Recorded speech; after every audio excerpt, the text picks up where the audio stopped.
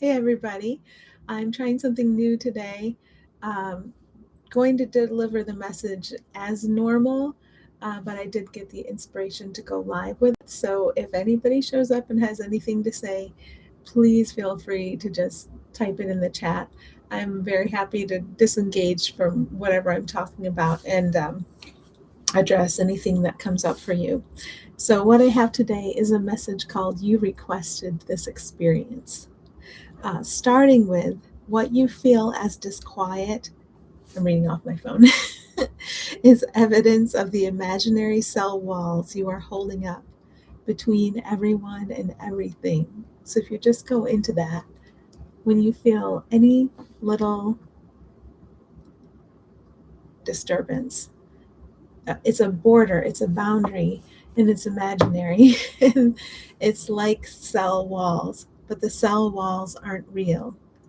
So if we take it out of the human story, out of the story of what I think is happening to me or to anyone, and nothing really happens to us, it's something we see it because we believe it. We believe it because we want to see it.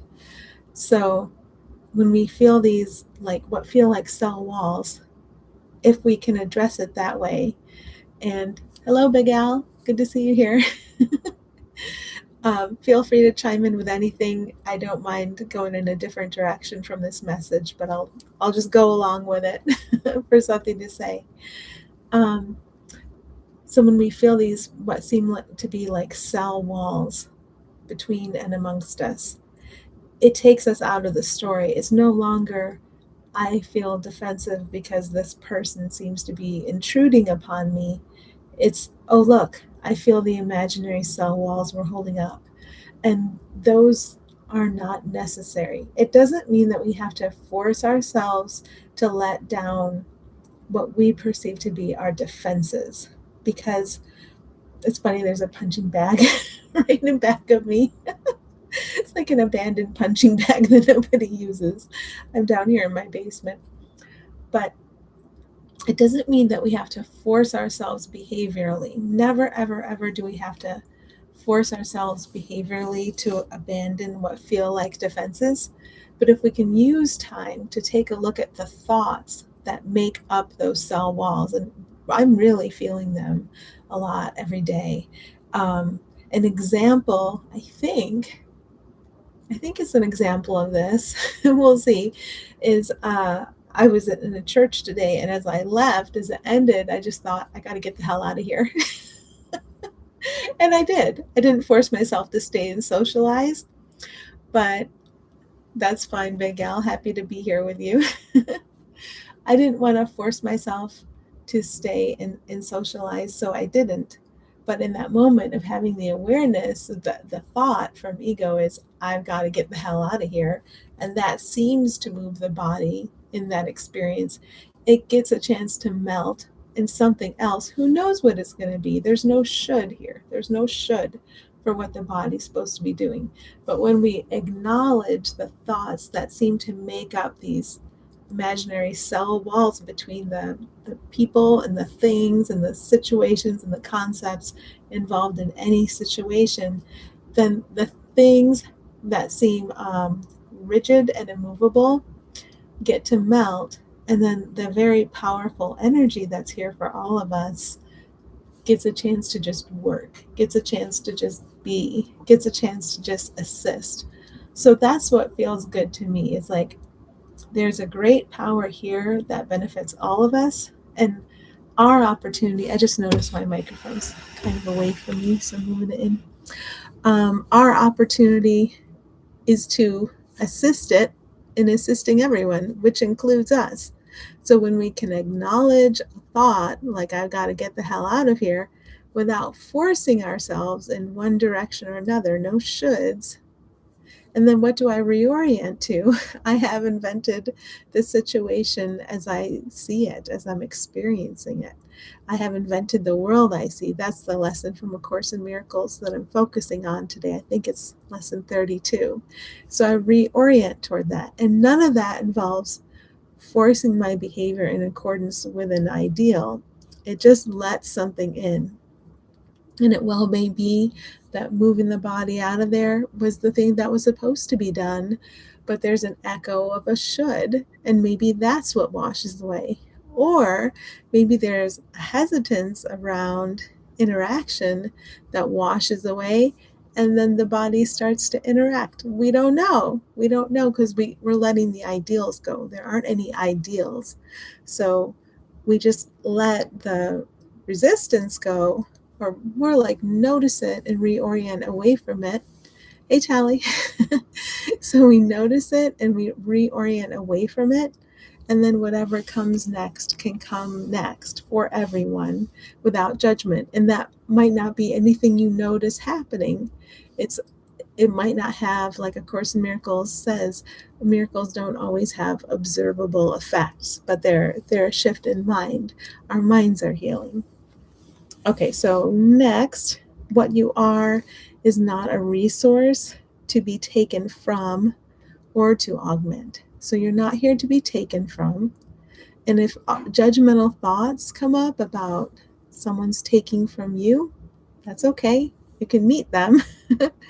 And you're not here, you're not a resource to be augmented. You don't need to add to yourself. You already are what you are, and everybody is the same way. Tali says, my foot got tickled as you said that about not being taken from. So yeah, and to Tali, that's like a signal of affirmation, like yes, that's a yes. So everybody is as they are, always, and no one needs to have anything added to them, no matter what the ego says. The ego might say, this person should be more this way. Or the ego might say, this person should be less that way. And the ego can say that about you too. And the ego can say it about institutions. Institutions should be more this way and less that way. And the ego can say that about situations. They should be more this way and less that way. And the ego can say that about what we call the past. The past should be more this way or less that way. And it's just thoughts. And we can always meet thoughts with love, awareness, and presence.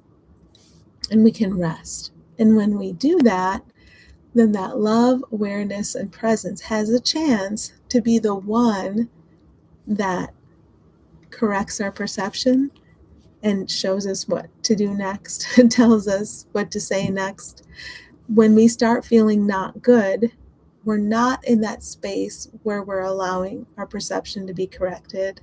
We're not, and it's not a fault. It's just like this whole situation you're in is to teach you how to be in that space where you know you're so loved and supported, where you know every being is innocent, where you know that there's a miracle next to every problem, and so no problems matter. It's okay. Like, you know, there's a huge okayness here for everyone, and you can focus on that over and above anything you think any character should do to fix things. So that's very different from thinking there are a lot of real problems in the world and there are a lot of shoulds and shouldn'ts for all the characters in acting in the quote unquote right way for everyone to be happy.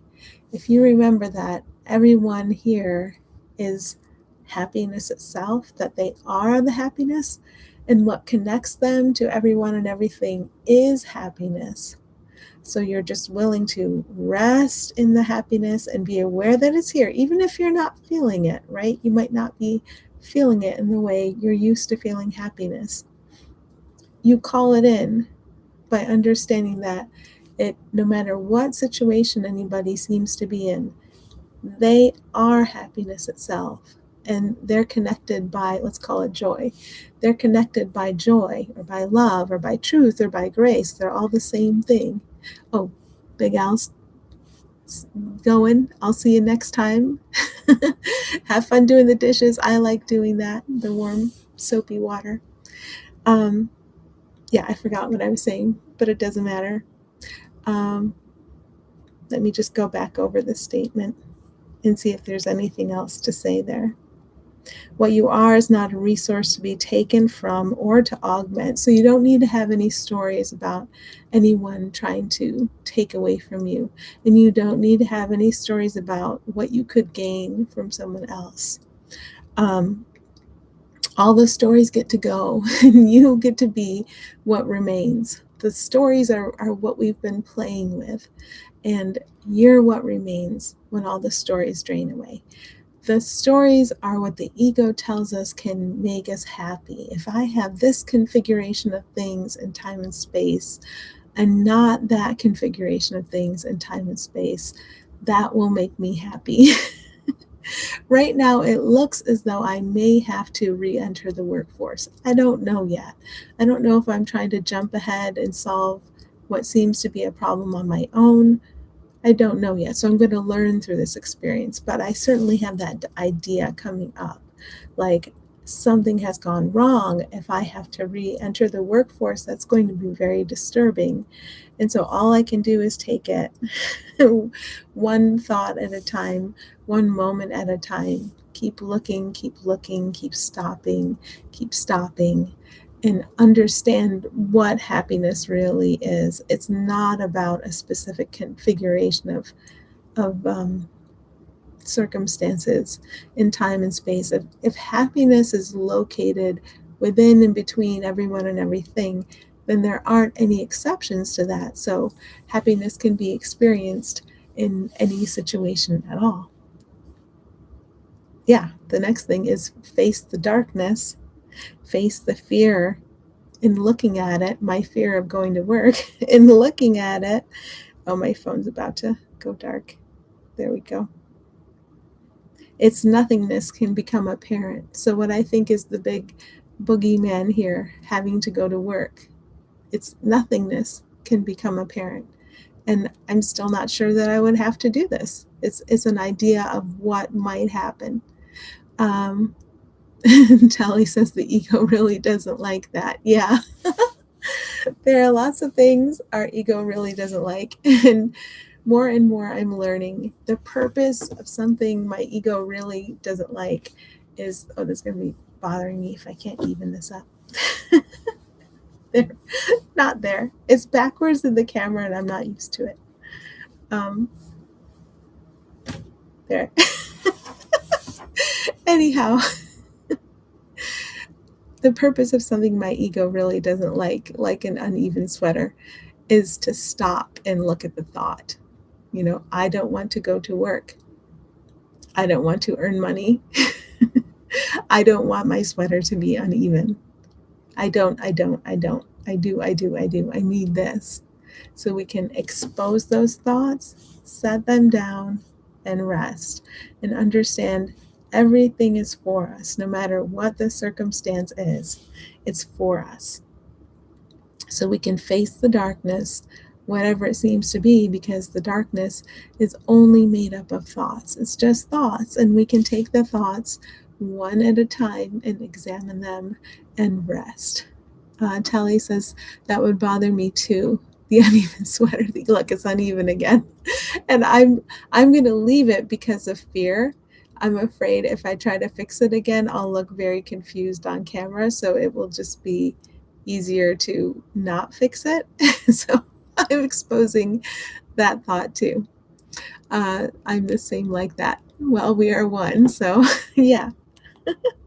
What comes up in mind comes up in mind for all of us. And when we can stop and do the work and look at the thought we were believing and not be afraid or embarrassed of the silly thoughts, because so many of the thoughts are ridiculous that come through our minds, but to just take a moment, have tea with them, take a moment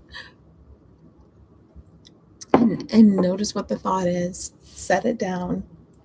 I have invented the world I see. I have invented this situation as I see it.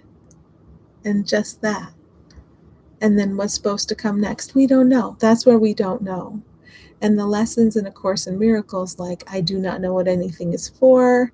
I do not understand this. It's the first part of the lessons in A Course in Miracles really tell us, I don't know what anything is for. That this is a meaningless world. My meaningless thoughts have made a meaningless world, and gender sphere. So I don't even know what to be for or against here. I know nothing. So we accept this know nothing place, and then whatever we're supposed to do, whatever will be to the benefit of all, gets a chance to come through. And if we have resistance to that, that's okay, because it's just another chance to get through this fence we're holding up against God. Any resistance like that we feel is a fence we've built to block out the assistance that's here for us.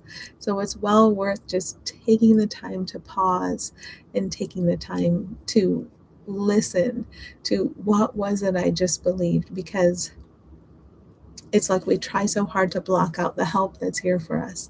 And when we notice what we just believed, it's like we poke a little hole so that in this little dome we built over ourselves, so the light can get in and can give us the ideas and can inspire us to help us. No, that's the same comment. Okay, let's see what else I have. So in looking at it, its nothingness can become apparent. Anything we're concerned about is actually nothing, because time and space is actually nothing. Does that mean that we shouldn't get upset? There's no should, there's no shouldn't. But if I am upset, what aspect of nothingness am I treating as if it's real? And then I can investigate, I can find my thoughts, I can look, and then I can rest. And that's really all that's left to us here. We have to clear away the debris of resistance, rest, and allow ourselves to enter the flow, the beneficial flow that's here for all of us, and allow everything in our sight and everyone in our sight to flow along with us with no exceptions. So if I'm trying to seek blessings for myself or just myself in a small group, but I'm not thinking of everyone and everything else, and I'm not allowing all of it to kind of flow and heal with me, I'm forgetting about my actual self, like the big picture. So no matter what situation I seem to be in, that resistance I have is resistance to allowing everyone and everything to enter this harmonic flow with me and configure itself around me in a way that tells the truth about all of us. So it's just here for us. All these many moments we get to stop, to reorient, to acknowledge the goodness without opposite that is alive within everyone and everything. And that goodness without opposite might not be apparent, might not be obvious, but that seems to be my job. Our job here is to know that goodness without opposite is present within and amongst, between everyone and everything, and to have the willingness to allow goodness without opposite to step forward everywhere and make itself apparent. Here's where it seems we've gotten tripped up on this before. It's like if you want to step forward as someone who knows before anybody else knows and collect special blessings from that, it's almost like holding everyone back. So this part about being willing to allow everyone and everything on board with you and that flow seems to be important. I guess I don't want to say more than that right now, but it seems to be an important component of, it's not just like somebody especially blessed doling out special blessings to those around them. It very much, it seems so important to have that willingness to let everyone and everything flow with you and to see so clearly everyone's goodness, like the truth about them that has nothing to do in some cases with how they appear, with their history, with how the person seems, with what you seem to know about the person. It has just maybe very little to do with that, but it's still there. And holding that steady gaze on that goodness without opposite blesses everyone. Now the ego's going to say, it puts you at risk. It puts you at risk. But that's okay because we have so many situations in which we can practice and learn, oh no, I've been fooling myself. I've been making things around me look dangerous or aggressive when that's not what they are at all. And with my willingness, they get an opportunity to show up as they are. So we get plenty of opportunity for practice. And Telly says, the illusion of hierarchy, illusion of nightmares. Yeah, we want to escape from our nightmares, and we can only escape from our nightmares together. We don't leave anybody behind. Okay, when something seems to weigh you down, it is because you have requested this experience of distorted safety.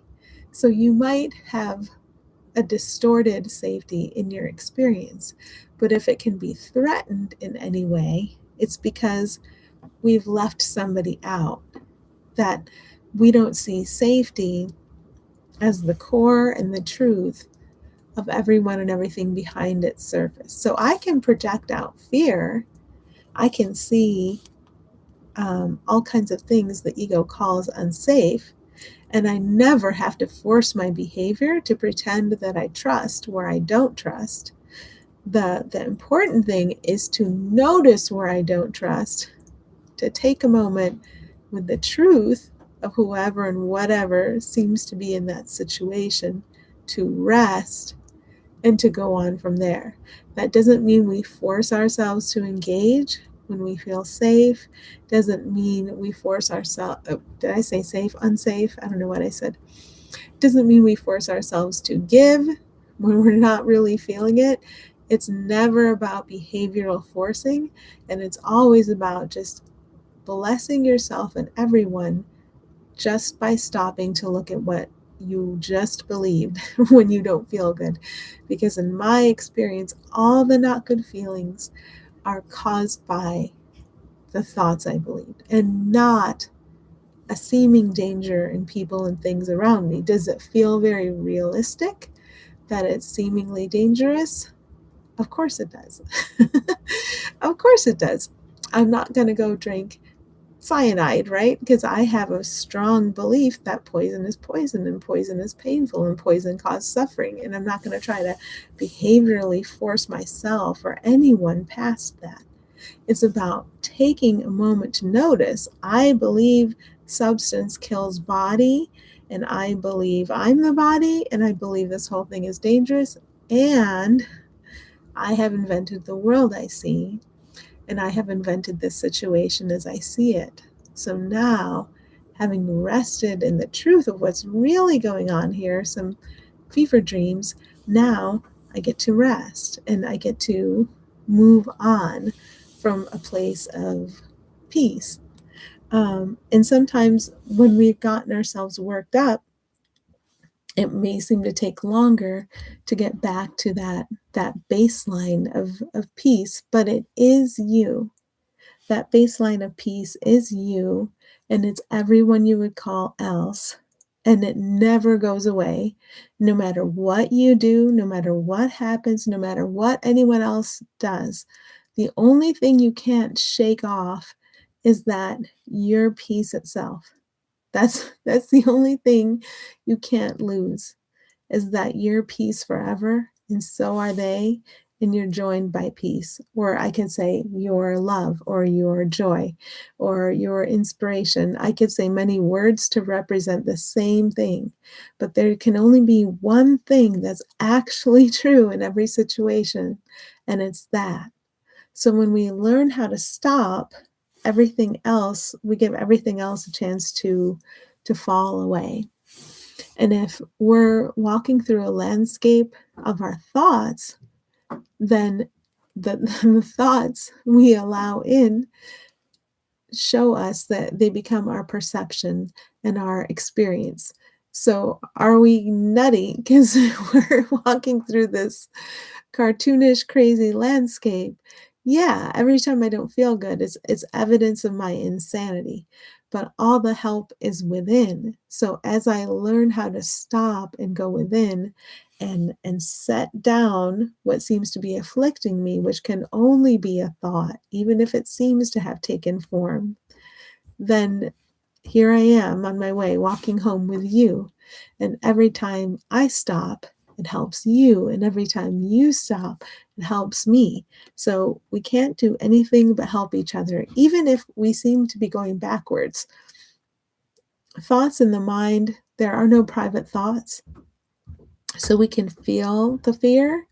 We attach to fear, we project, thinking that we're going to get things. We think that we're going to get something we want by projecting. And we can feel that, right? And and so when we feel that, and anywhere anyone seems to go wrong in mind, we can all feel that.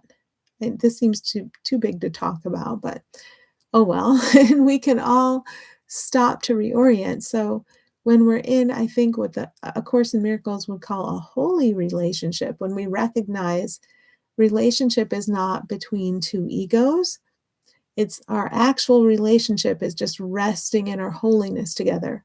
Well, where either one of us veers off course, anyone in the mind can feel that and can reorient for us and kind of pull us back to this vast, joined peace without opposite that we are together. And I think more and more of us are learning that and learning that that's the purpose of feeling. It's not just like we're walking one straight line through this life we're living and just trying to make it the best for our separate self. We're not a separate self.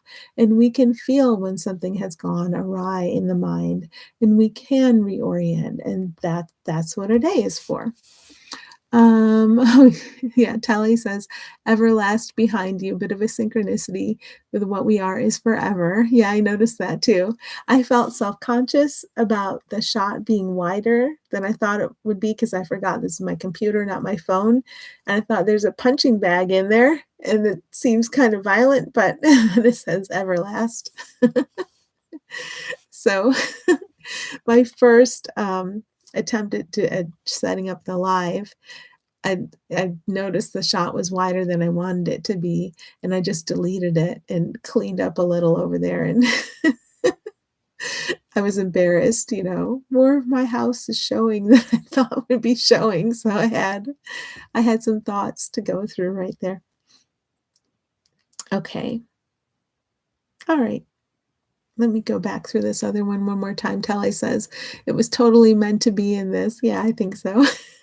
And there's a light. I don't know if you can see that right off camera, there's a light, like a desk lamp that I turned on for extra light. And you could see it really shining across the E and the V and Everlast. So that was set up too, I guess. All right. So when something seems to weigh you down, it is because you have requested this experience of distorted safety. This this is what I'm starting to see more and more. When something seems to be afflicting me, I requested it. And you don't have to think of it as like my person requested it, like I consciously requested it. You're not a person, but there are a lot of thoughts we believe, and there are a lot of thoughts about the way this works and like personal victimhood. We have a lot of thoughts we're attached to about this, and we keep repeating and repeating and repeating those experiences. So when it's good to be sensitive whenever we think something's a burden or something's pulling at us or weighing us down. I'm starting to remember I requested this. I requested this. And it's not painful to take responsibility because you can get into the building blocks of it. It's just thought.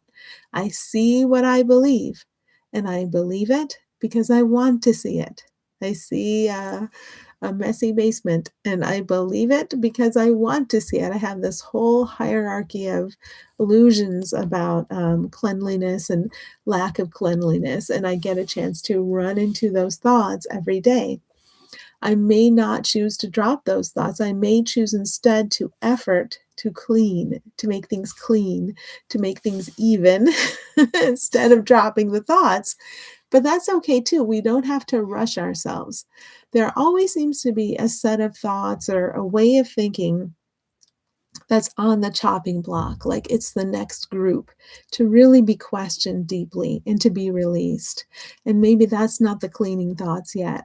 maybe maybe those are coming later, but you're kind of aware of them more than you ever have been, or whatever those thoughts are for you around the edges, that you have many thoughts you believe about personal relationships or work or money or whatever it is. And maybe it's not your central focus yet, but you can feel them around the edges.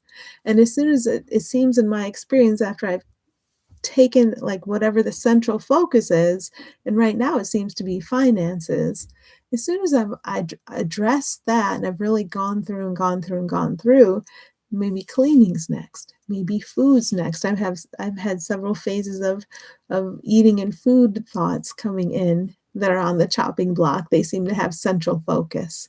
But whatever's on your desk, whatever's on your plate in front of you, that's for you. And it's to be released out of the bonds, the shackles that we're holding on to ourselves. Nothing can hold us down. We're the only ones who can make an illusion of that with thoughts. Nothing can harm us. We're the only ones who can make an illusion of harm with thought. And the way we're crazy is like, why would you do that to yourself? Well, if you forgot you were doing it, if you forgot you were the source of it. So now we're remembering that, and we're learning how to do kind of a U-turn and stop trying to run away from our home in love, or our home in God, or our home in what would help everyone, and to walk toward it instead, steadily, with everyone, making no exceptions, finding our gratitude for everyone and everything. Okay, and last, you tie yourself to what the ego sees as inevitable trajectories. And aging is an example of this. If you can look at, you may have tied others to what we see as an inevitable trajectory of aging, and you might find thoughts associated with this. And you may have, and congratulations if you haven't, tied yourself to an inevitable trajectory of aging, and you can find thoughts related to this. So you can start to get excited and happy when you run into a thought about gray hair, for example, and how inevitable it is, or how it's, we don't have to say it's bad, right? But maybe you believe some ego thoughts about it being bad. And it doesn't really matter if it's present or not present, whatever it is, joint pain, whatever it is, you might experience, or you might see someone else experiencing. The important thing is, can you notice you believe a thought about it? And can you see where you believe certain dysfunctions are inevitable? A deterioration of mind, a deterioration of functioning, physical and mental, a deterioration of involvement in life, a deterioration of enjoyment in life. And can you see where we have a whole structure of thought that says, this is inevitable for me and for everyone around me? And maybe you have a structure of thought that says there are a few blessed ones who will largely escape this, but they are few, and the rest of us are condemned to suffer in some way. Do you see how dark and how dim many of our assumptions about how life goes? We call this life. A life trapped in a body that inevitably dies. We call this life, but we are life eternal. And this is the pantomime of death we've taught ourselves to enact over and over and over again.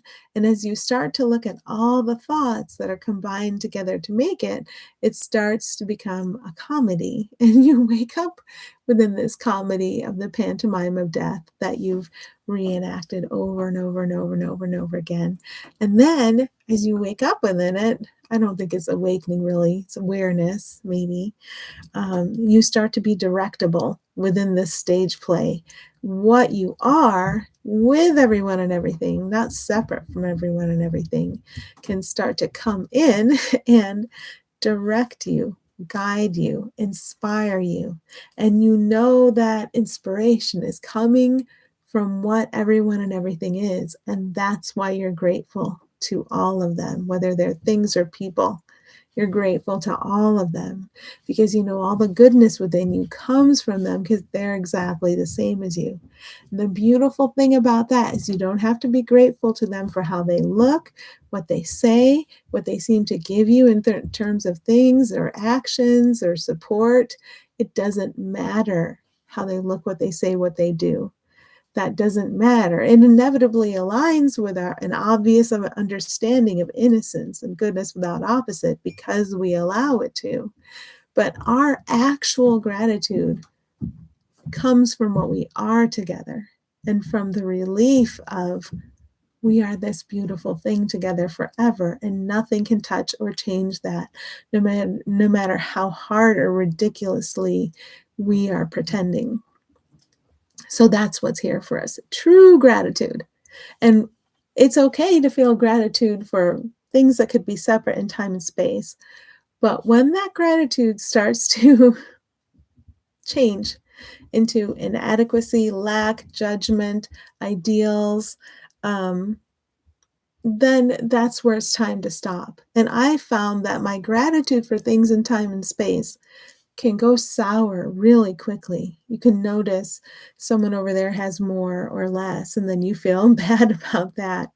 But when you're just grateful for the truth of all of us underneath all appearances, and just willing to allow the goodness without opposite to extend through everyone and everything, to rest and to allow it to happen, this is where I need do nothing comes from. Hello, Mr. J 1791 says hi. Thanks for coming. And Tally says something. Oh, I've missed some. I got to go back. Okay, she says, oh, yes, I see that. And you have light above your head as well. Oh, yeah, I do. It's funny that you're specifically talking about aging, as this has been really surfaced for me in various ways with various people and myself. Definitely have more mental cleanup to do on this. Thank you for this. Definitely synchronicities. And definitely a synchronicity for me. You're welcome. I'm glad you're finding synchronicities. Tally and I work together on our minds and on allowing thoughts to surface. So we've had years of shared experience behind us, looking at those thoughts, letting go, resting. And I think, is that everything? Yeah. So we don't have to tie ourselves to inevitable trajectories. We get the chance to see how it feels to believe that there are inevitable trajectories. And the only thing that's inevitable is that we release ourselves from this bondage. We can repeat these cycles of suffering over and over and over again, but we're finally at a point of clarity and awareness where they can really be drastically, quickly dismantled. And Tally says, and I'm beyond grateful for you. Thank you. Grateful for everyone here today. So we're at this point where there's so much here for us, even as it seems to be a crazy, crazy place to be. It's okay. We went temporarily insane and we've been dreaming and fantasizing crazy things. But good news, you don't have to blame yourself or anybody else. You just have to be willing to come out of it, to be brought out of it, out of your craziness, and own it as your craziness. And it's okay with everyone and everything being blessed, being recognized as the innocence, eternal innocence that they are. And that's it. There's no punishment in store for you. We can keep repeating the idea that we should be punished and experiencing different forms of punishment. We can do it. But we know what we're up to if we experience that. And Mr. J 1791 says, I love the wood panels. This would be quite grounding, I think. It's kind of Brady Bunch, if you watch the Brady Bunch. This house was built in, 1952. And this is the basement family room. So here I am in all the wood. All right. So what was the title of this? You have requested this experience. So we have requested this experience. And I hope it's beneficial to us all. in some way. I think going forward, I will probably do lives again. I don't know how often, but thank you for being here with me today. And I will see you when I see you. Okay, thanks, everybody.